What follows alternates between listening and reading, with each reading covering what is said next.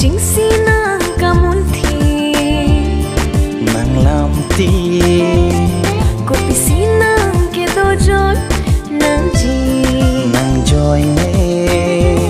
muốn thì đam nàng pini cô son si che tông verdi nàng penli bang hini cô bị chính si nàng cả muốn thi mati nàng làm đồ ăn ti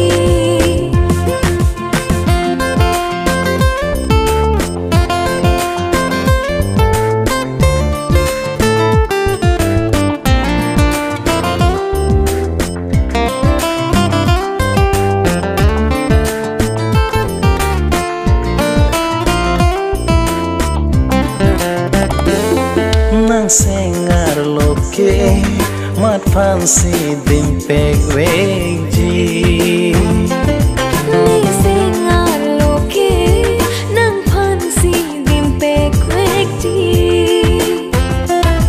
nàng sẽ ngar loke mat fancy dim pek veji ni se ngalo ke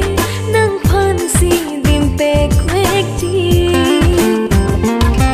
trong hong lối lu non nan rupa bang che tan sai itung ka che tong joy ala cô bị chính si nàng kamun thi nàng làm ti cô bị si nàng ke do joy nàng ji nàng joy ni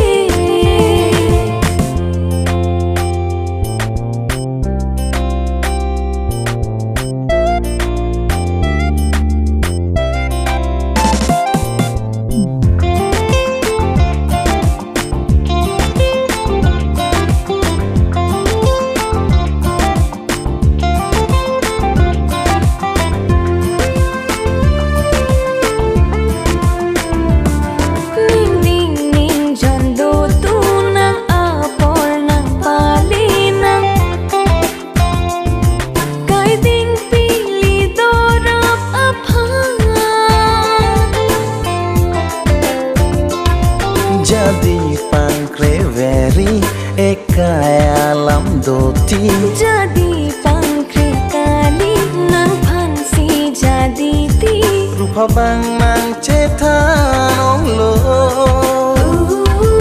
nang cino dunon merun